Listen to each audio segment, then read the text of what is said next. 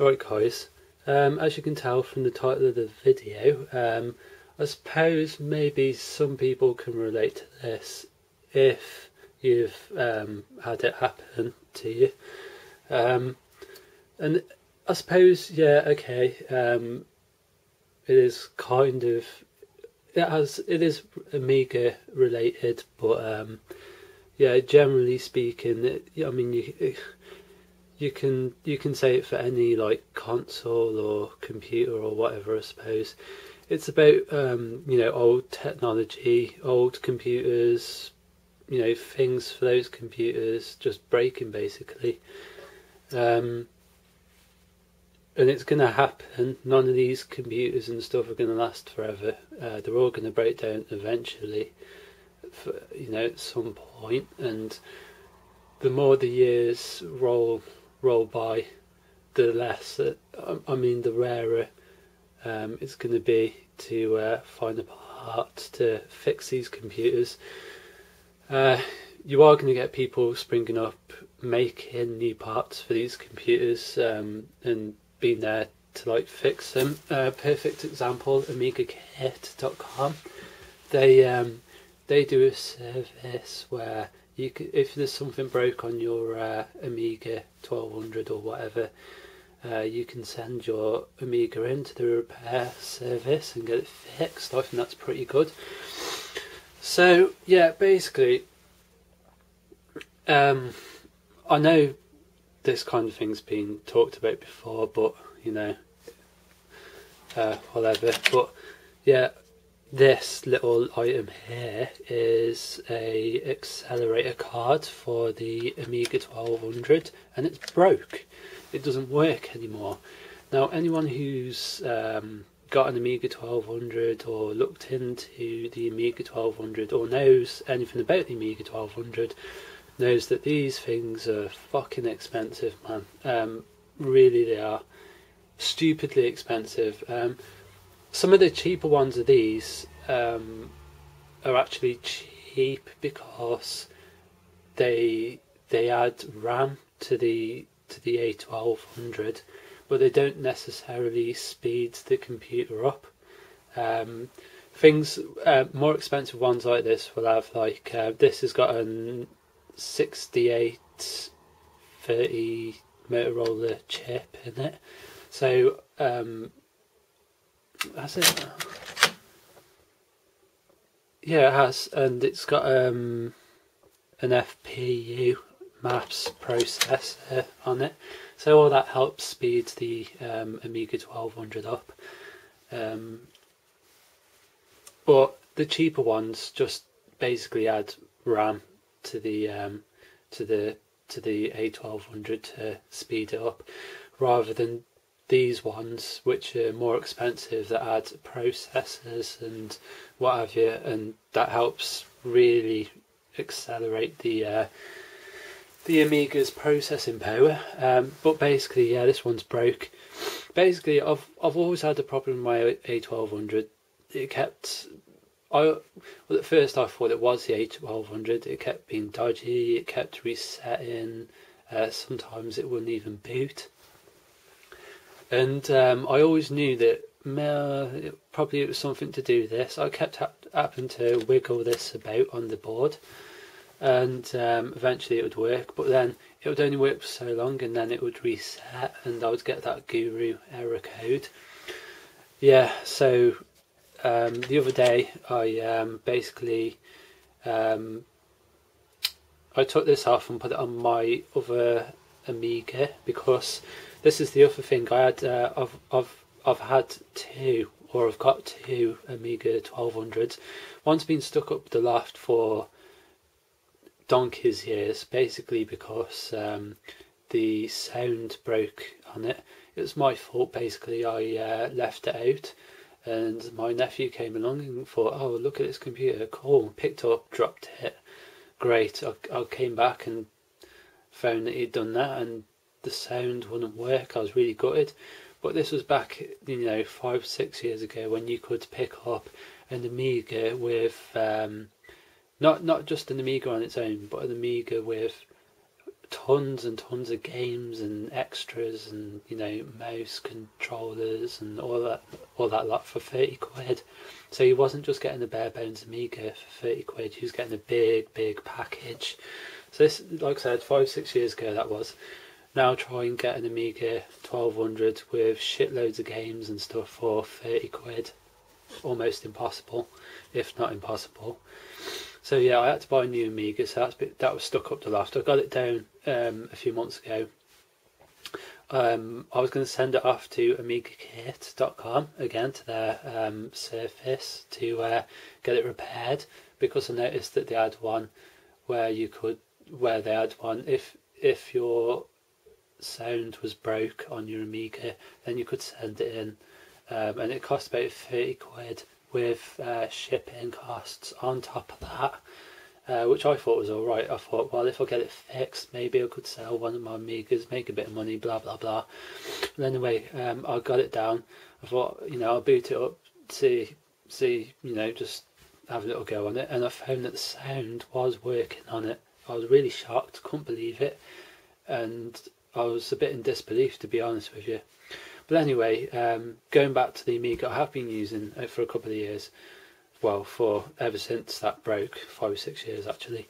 I noticed on the board, because this bit slots into the board, and this is one thing I really don't like about the Amiga, is instead of having like pins, male pins, like in the video extension on the back of the Amiga, basically what you've got is you've got copper strips on the Amiga board, and these teeth, they slot over those copper strips. So basically those copper strips are just straight on the board. Now you can imagine, if I'm having trouble with this, keep wiggling it about all the time, it wears those copper strips out, and that's one thing I really don't like on the Amiga. And you can't, once those copper strips are worn out, you cannot replace that on the Amiga. You just can't. I mean, once they've gone on the board, that's it. The board is gone. So I mean, that's something. I mean, once those, you're never going to be able to replace that. I mean, once those copper strips have worn out, that's it. Dead Amiga, basically. Or, well, not dead Amiga, but you won't be able to use one of these. Yeah, so I noticed that one of the copper strips have worn out slightly, not completely, but slightly. So I changed the Amiga over and stuff, and I was using the Amiga where I thought the sound was broke. Put this in there, and I just wanted to know that it was 100% this Apollo Turbo 1230 board that was accelerator board that was making my system so unreliable. So I stuck that in there, and of course it was really unreliable. It kept rebooting. It sometimes it wouldn't want to work, so I kept messing about with it, you know, wiggling it about and stuff. Well, in the end, it just stopped working altogether. I just could not for the life of me get the Amiga to boot up, which is really annoying. On closer inspection of these pins, I don't know whether you can see that, these are small springy pins on the bottom and on the top. Well, a few of these pins, I don't know if you can see that, there, and there's a couple there and there. Well, three of those pins have broken off halfway down, so basically it's like that rather than fully like that. And I think that's probably why this board has been so dodgy for a while, because if those pins are broken in half, then obviously they're having trouble making contact with the Amiga board, and especially if one of the copper strips has worn away a bit, and it's going to make it really dodgy. But the one thing, after closer inspection, I noticed that one of the pins, this is after I could not get my Amiga to boot up whatsoever, is that one of the pins have just broken off absolutely completely, and I think that's happened when I attached this to my my other Amiga, so that's why it wouldn't boot up at all. So anyway, I took this off and as soon as I took this off and flicked the power switch, the Amiga booted up straight away, no problem whatsoever. So it was this that was dodgy all the while, and now one of the pins is totally broken off. It just will not boot up, it will not work with this attached to the Amiga. So this piece of really expensive kit is broke. It's worthless, it's just a piece of junk now. And that's basically, I mean, these accelerator boards are really, really expensive, as I said. This is, if I take this off, this is 8 megabytes of RAM, which is quite expensive in itself. But this is an Apollo Turbo 1230 MK2, and I wouldn't recommend getting one of these because they are shit.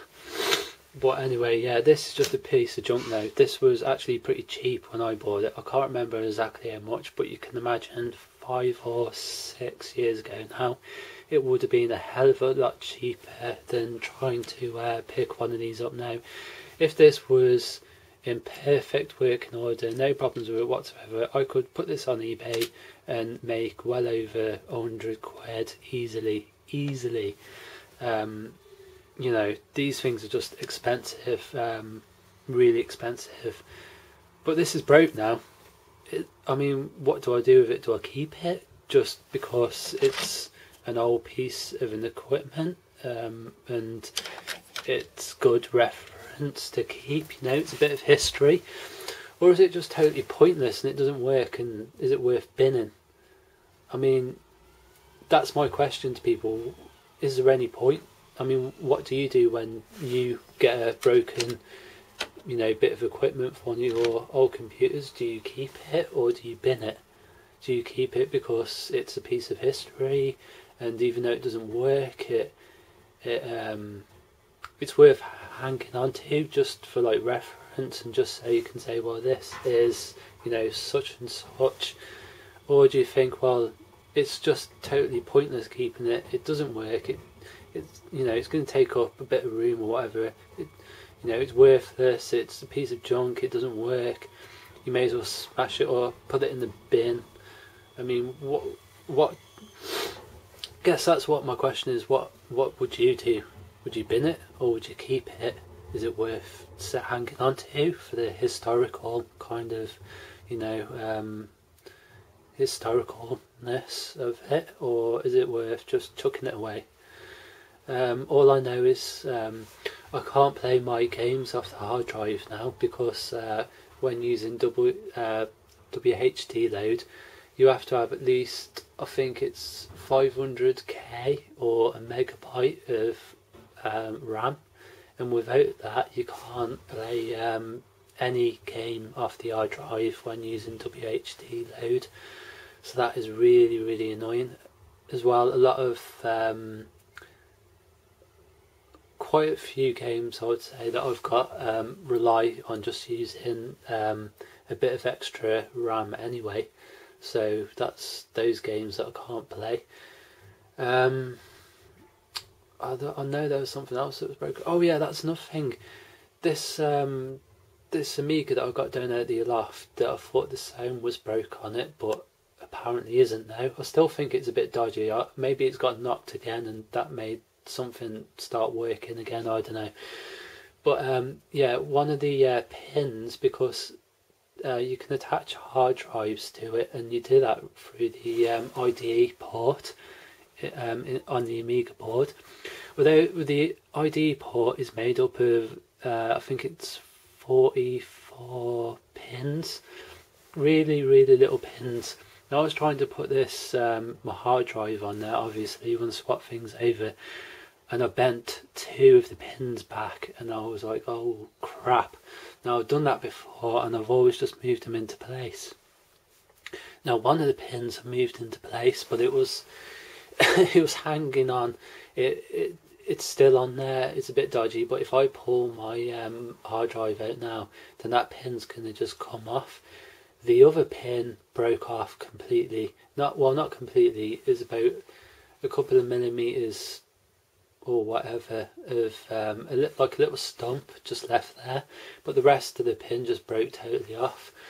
I was thinking that has got to be the worst thing to go on the Amiga possibly, because you know that's where you attach your hard drive to. If you've lost a pin or two on that, you're fucked. You're not going to be able to attach a hard drive to it, and if you did, it wouldn't work. But anyway, so what I did, and I'll probably do a video on this, is I just got a sewing pin, and I just put the sewing pin in the ID cable hole and measured that up, and I just cut it to size, and I put the little bit in the hole, and then put that onto put the ribbon onto the ID slot on the Amiga board, and that little pin that's sticking out the ribbon is gonna go onto that little pin, the little stump that's left on the IDE pin. So that's how I got that to work. But just that breaking is just, you know, a real pain in the arse. So I'm a bit pissed off about that. I've checked it out, it is working. I can still boot up the Amiga and run it without this, and it does still run fine, and everything works, all apart from all the games I've got on the hard drive now, because obviously this is out of action. So, but I mean that's bad in itself. Once those pins break off on the ID port on the Amiga, that's bad. So yeah, as you can see, a lot of things break in. So I think, well, at least until I get a new one of these, it's going to be a bit awkward doing videos of games running from the discs, just because the loading times are crazy. Means a lot of editing, but I think I mean I can use the 1500 to do a lot of videos anyway, so yeah, basically that's my video. So what would you do if a piece of equipment or a computer broke on you? Is it worth keeping for the history, or is it worth throwing away?